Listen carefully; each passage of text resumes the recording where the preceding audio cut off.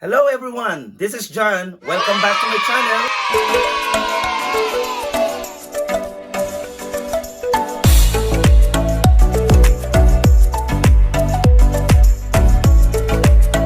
Ayan mga katropa, siguro marahil nagtataka kayo bakit maraming pasalubong sa aking likuran.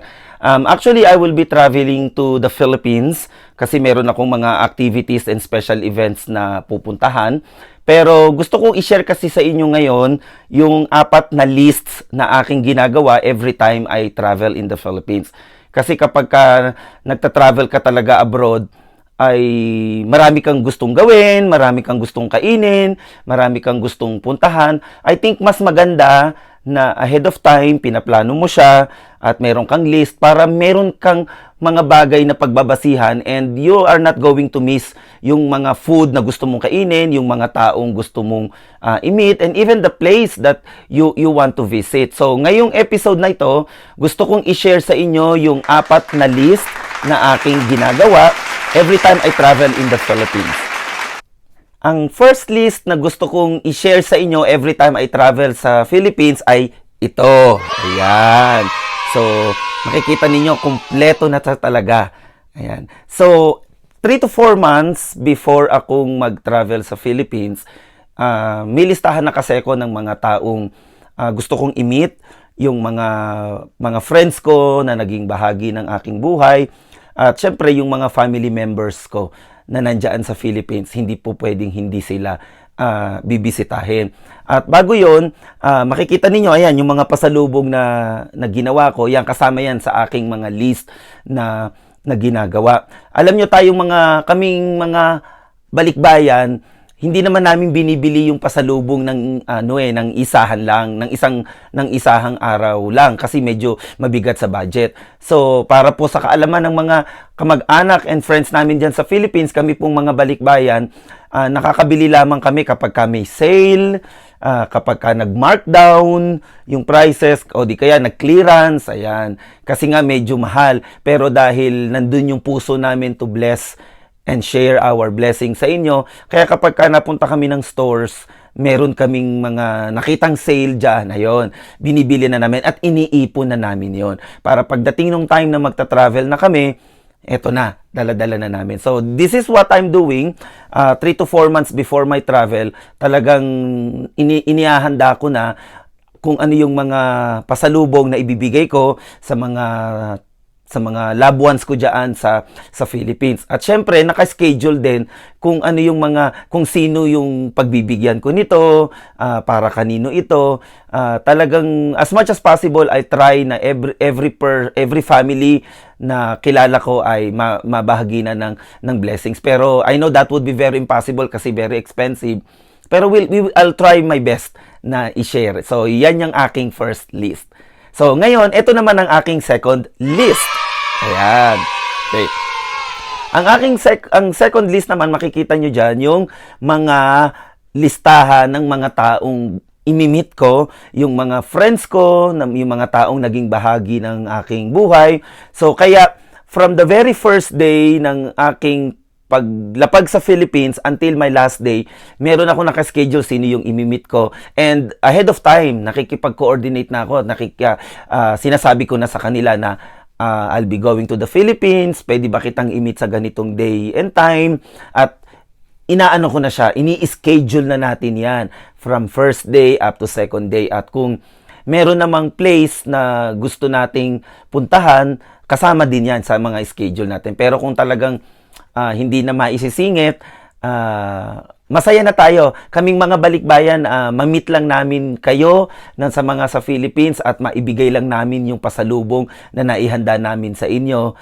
Ay masayang-masaya na kami dahil yun lang yung nakakapagpaalis ng mga stress sa amin. Lalong-lalo na, eto pa, mga kababayan, kapag narinig naming mga balikbayan na nagpapasalamat kayo sa amin, alam niyo, yung word na thank you is really a big thing for us, na napakahirap ng buhay namin abroad, pero every time we hear from you na nagpapasalamat kayo sa amin, talagang gumagaang yung aming kalooban. Ayan. Kaya Sana kung ano man yung pasalubong na ma-share namin sa inyo, hindi man namin ma-meet yung expectation ninyo, marinig namin yung pasalamat sa inyo. Talagang napakasarap pakinggan sa aming tae ngayon.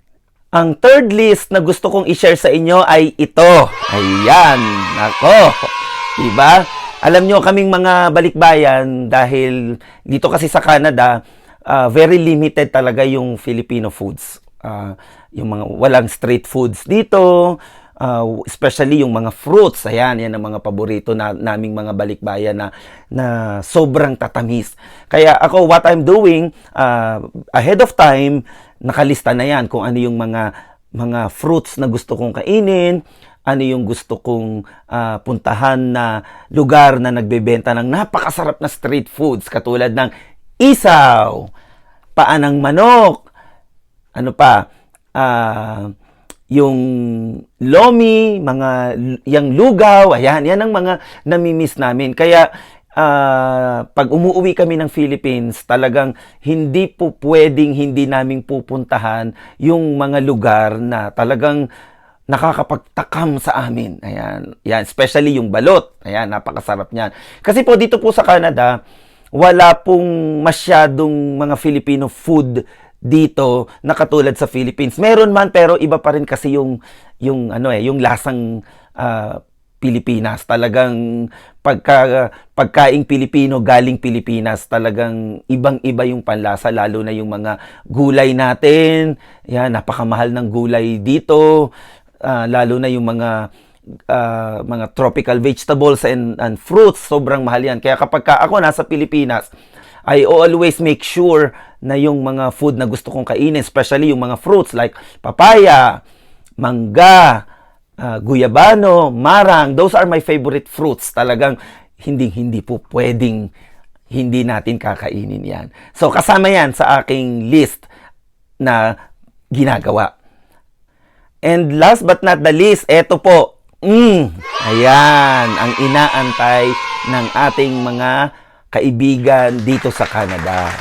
Siyempre, pagka meron tayong mga pasalubong na ginadala from Canada to the Philippines, kailangan meron din tayong pasalubong from Philippines to Canada. Kaya nga pag kaming mga balikbayan, pag umuwi kami ng Pilipinas, talagang yung aming mga bagahe, puro eto, ang laman. Ayan, puro chocolates, puro pasalubong. Pero pag umuwi na kami ng Pilipinas, ang dala naman namin sa aming mga bagahe, yan, mga danggit, mga tuyo, tinapa, daing, yan ang aming mga paborito. Alam nyo ba, yung mga Pilipino, mga nabalikbayan, hindi nila ipagpapalit ang mga tinapa, daing at tuyo sa steak or sa lasagna or sa fettuccine. Kasi talagang, alam nyo, yung mga pagkain niyan, sobra naming namimiss dito. Kaya pagka umuwi na ako ng Philippines, meron din akong listahan kung ano yung mga dadalhin ko. Siyempre, yung mga kaibigan ko, lalo na yung mga nag-subscribe sa aking channel ngayon. Ayan. Kaya yung mga subscribers ko na taga-Canada, pag uwi ko ng Philippines, meron kayong pasalubong na tuyo, daing at tinapa sa akin. So, ayan po yung mga list na aking ginagawa kasi gusto kong makasiguro na yung mga bagay na gusto kong gawin at kainin ay nagagawa ko. Of course, when it comes to planning, hindi naman ito na nagagawa in one day lang. Kaya 3 to 4 months. Normally 3 to 4 months before I travel, yun yung aking preparation time na nililista ko na para makasiguro talaga tayo na may enjoy mo yung every minute na nandun ka sa Philippines. Kasi pagka narito po tayo sa bansang Canada, talagang wala naman kaming ginagawa dito kundi work lang. Yan. So, the only time na makapaglabas ka ng stress mo is kapag ka nandun ka sa Philippines. Kaya nga, masaya na kami kapag ka na-share namin yung blessings namin sa inyong mga nandiyan sa Philippines. Kahit gaano kahirap, basta nakita namin na pag inabot namin yung pasalubong sa inyo, nagpasalamat kayo na may kasamang ngiti, sobrang masaya na po kami noon. Ayan. So, ayan mga kababayan at mga katropa, I hope na you will learn something from me sa 4 na list na aking ginagawa sa every time I travel sa Philippines. Thank you so much for watching my episode today. If you have any questions or comment regarding our life here in Canada, write your comment below and I will do my best to respond to your questions as soon as I can. Before I say goodbye to everyone, don't forget to like this video and subscribe to my channel. Goodbye everyone. Have a blessed night.